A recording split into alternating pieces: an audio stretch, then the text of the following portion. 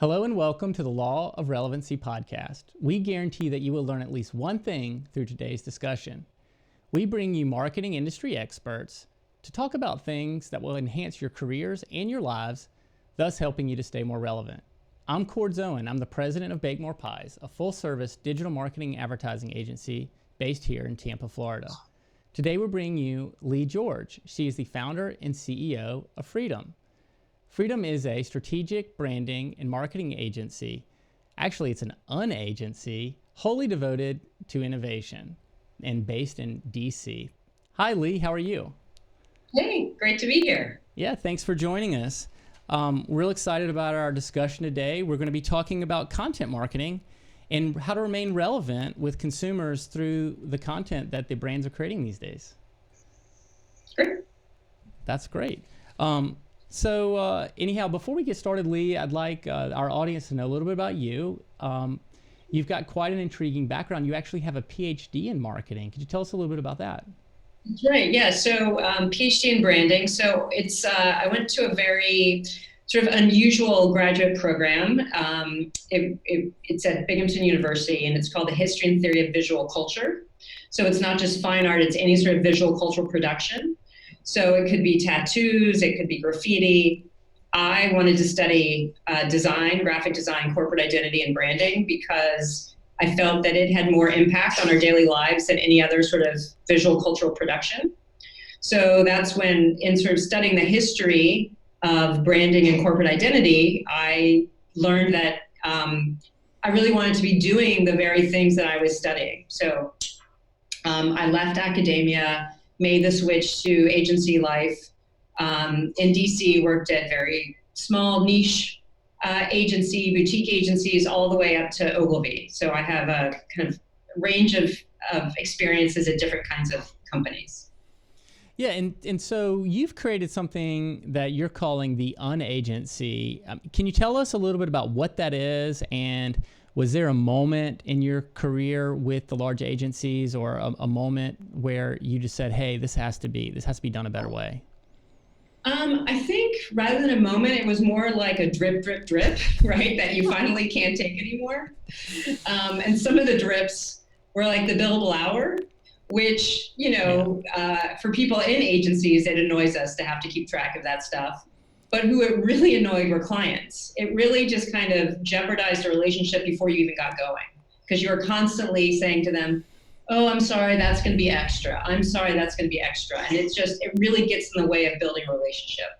And then just the lack of collaboration. I found agencies, there are a lot of egos, and they like to come in the room and kind of tell clients the solution and suggest that they are only capable of coming up with the solution. And I had always felt that clients had a wealth of institutional knowledge. They knew their business inside and out. They were passionate about it better than I did. And so it was really important to involve them in the process. And I think too, the lack of flexibility oftentimes that you see with agencies, that they kind of come to clients with a menu and say, "Okay, here's what we do. This is how much it's going to cost. What do you have?" And there was no consideration for kind of the unique circumstances that different clients have. And then finally, really kind of realizing that especially in-house marketers, what they really lack is time for strategy, that they are so bogged down in meetings. It's not really the execution they need help with, it's the ideas. And so it was all this sort of accumulation of thinking about these kind of drip, drip, drips until finally, I said, why don't we turn all this on its head? Don't have a billable hour, have, value-based pricing or project-based pricing, involve the clients in the process, create custom approaches, and really focus on strategy. So what I ended up doing was I called some former clients of mine, and I said, "I have this idea, want to run it by you," and they were all absolutely enthusiastic about it. So that's sort of what gave me the courage to launch my own company. Yeah, I totally feel you on that one. A few years ago, I started Bake More Pies, and a lot of it had to do with the billable hour. I came from an agency where every single thing was time and materials, and it was grueling to have to keep up with it, as well as, and because honestly, deep down, you want to help your clients, right? Well, the whole incentive system around a billable hour, it challenges that entire system. You're discouraging your clients from talking to you because now all of a sudden they blow their budgets, right? And you know, so and I've even heard you say, you know, I mean, how many projects go perfectly, right? Yes, exactly. So I've never had a project go exactly according to the timeline that I set up, and so I think too, it's about flexibility, but it's also about empathy, right? You know, your clients these organizations have reached out to you because they need help. The last thing they need for someone to do is like, sorry, if I'm going to help you, you need to pay me even more. So just trying to be empathetic to their situation and flexible.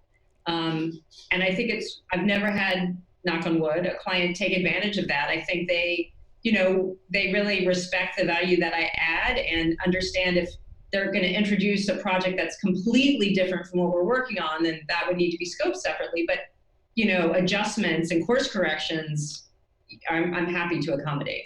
Sure. And I imagine that if you're going to have that model, you've got to be pretty keen on how to keep track of scope changes and understanding when like a client may be, you know, maybe stepping outside of the scope, right? Right. And what I found is that clients know when they are. You know, when you've set up a good relationship, they know if they come to you and ask for something completely different from what you're already working on. And so typically when that happens, they'll come to me and say, this is a new project. They won't say, hey, can I shoehorn this in? Because again, you've built a relationship. It's not just this transactional relationship. It's a true mutual, it's a relationship of mutual respect. And so they, you know, I empathize with them, respect their situation, and they respect me as well. So I feel like it just builds much more valuable relationships when you work together that way. Absolutely. I even feel that some of my best friends are my clients, right? Yeah, exactly. Right. So let's get into the little bit of the meat of discussion today. So I know you are, you know, an amazing expert when it comes to positioning, to messaging. When you work with a brand, how do you help them really get to the meat of like how to be more authentic with their client base, or how do you help craft that? Well, I think what I talk about to all my clients is that really, if you don't have if you don't have a brand that provides a solid foundation, then you're going to have a really hard time connecting with your customers, because your brand is really at its essence what you stand for, the reason you exist. And it's more than just to make money, right? There has to be some purpose driving you. And so if you don't know what that is, you're going to really struggle. But to really have the brand be successful, you need to understand not only what you stand for, what your purpose is, but how that connects with what your customers care about. So it's two parts. So for example, I'm working with a client now to really help them articulate what their purpose is, and then what are the sort of supporting things, the pillars that support that and allow them to deliver on that purpose. And then we're moving on to really understand, well, how does that connect with what your audience cares about? Could you give us an example of what that would look like? Like what kind of things could they do to help prove, you know, that they do actually believe in their purpose? Well, I mean, they first have to define it. So it's that can be yeah. really, really hard, because what they want to do is talk about their products, services, features, and benefits. Right. So I'm sure a lot of you have heard of Simon Sinek, find your why, right? You're not selling what you do or how you do it, because there are others that sell the exact same thing. What people really buy is your why. And it's really hard. I mean, I've seen this in workshops I've done, as well as with clients I'm working, for them to get beyond what they do or even how they do it. And that in a way, it's like a corporate therapy session, right? You have to really dig deep in, kind of look at the history of the company, the history of the brand, the founder's story. Why did the company even start to begin with? Sure. And really kind of help them think about, at a higher level, what is it that they stand for and how is that different from other organizations? So it takes, and again, it's not something I don't go away and make it up and come back to them with it. It has to be something that they generate themselves, because they have to own it. Sure. After the project's gone and I'm out of there, they're the ones that have to live and breathe this brand. So it's a lot of soul searching to kind of figure out what that is. How do you help a brand? So obviously, I 100% agree with you in terms of they have to own their brand and who they are and all of those things. And it sounds like you have a very disciplined approach for how you lead them through those discussions.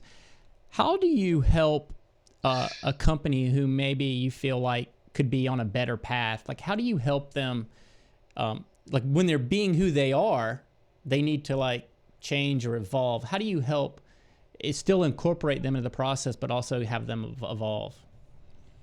Well, I think typically when you're looking at like a rebrand, right, where something's happened and they're just not getting the response they used to, the brand's not resonating, sales are declining, whatever it might be. In those cases, it's because they're not connecting to what customers care about, right? Because you brand and the world goes on. Things change, behaviors change, priorities change, challenges change for your audience. And so it's not enough to know your purpose. You need to understand how to frame your purpose in a way that it resonates with your audience. So in those cases is to really do a lot of research around who their customers are, what they care about, or even potential customers, right? What their behaviors are, what their values are, all of those kinds of things to kind of figure out where's that connection point that we can use in messaging and marketing. Right. So, I mean, a lot of times when people who maybe they don't know as much about what someone who does positioning or messaging might know, I mean, they may think it's squishy, right?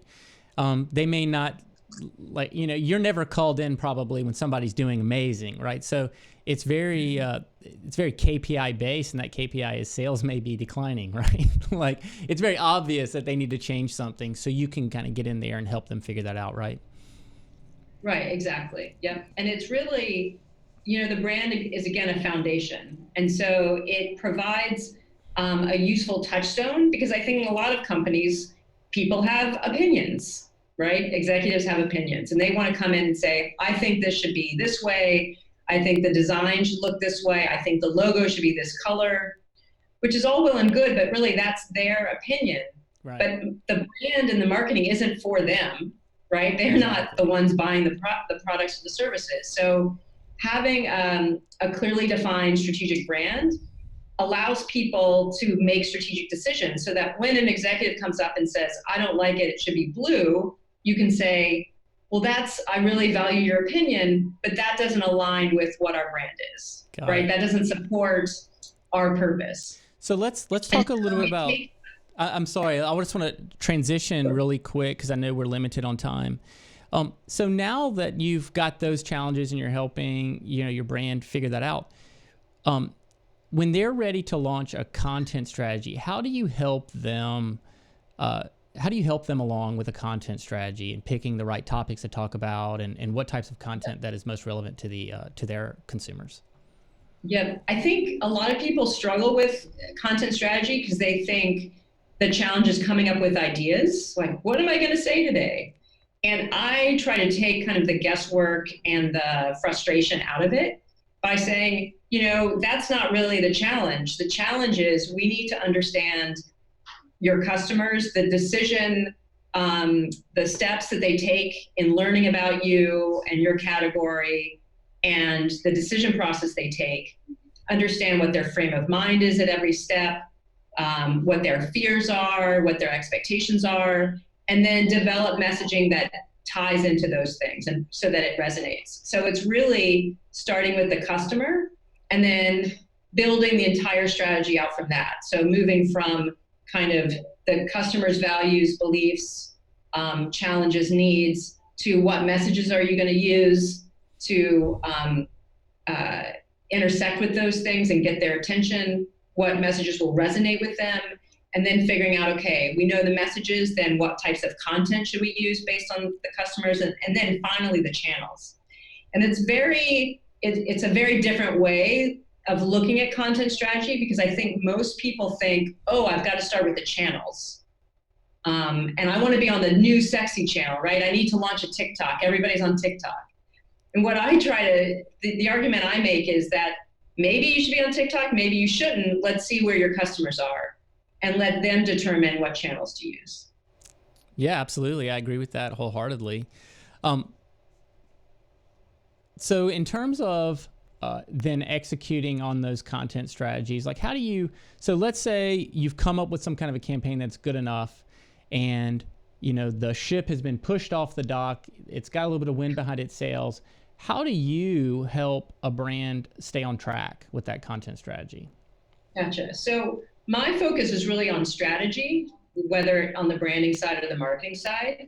And so what I am able to do is kind of support them in different ways once it comes to executing on the strategy. Many companies and organizations have their own in-house staff.